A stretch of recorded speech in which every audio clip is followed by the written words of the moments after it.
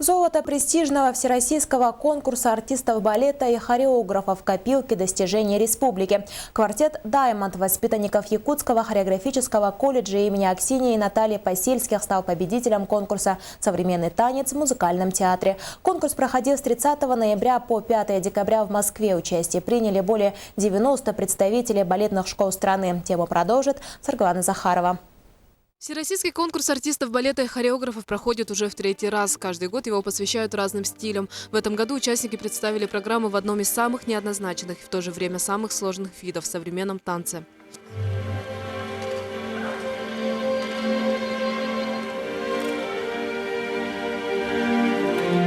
Стиль модерн приобретает все большую популярность среди молодых артистов. Золотоносная программа якутского квартета входит в новый репертуар хореографического колледжа. Это результат творческого тандема известной якутской балерины Екатерины Тайшиной и хореографа из Испании Кирилла Радева. Это современная хореография, тут совершенно новое прочтение, можно сказать, да. Но и дети наши имеют классическое образование, поэтому вот такие современные номера, скажем, да, современную хореографию, они довольно-таки очень хорошо приняли. Конкурс прошел в 2 возрастных группах. Якутские танцоры выступили в младшей в категории ансамбли. Конкуренцию им составили воспитанники ведущих балетных школ России.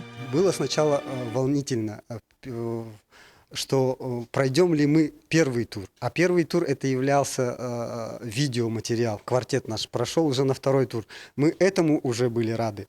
А когда мы узнали, что мы уже в финале и заняли золото, это было вообще для нас и я считаю, для всей республики это большая победа. Победе, как признаются артисты, сперва и не поверили. Однако золото оказалось вполне реальным. Мы долго ждали результатов до 11 и уже устали, да. И нам, когда написали, что мы заняли первое место, обрадовались.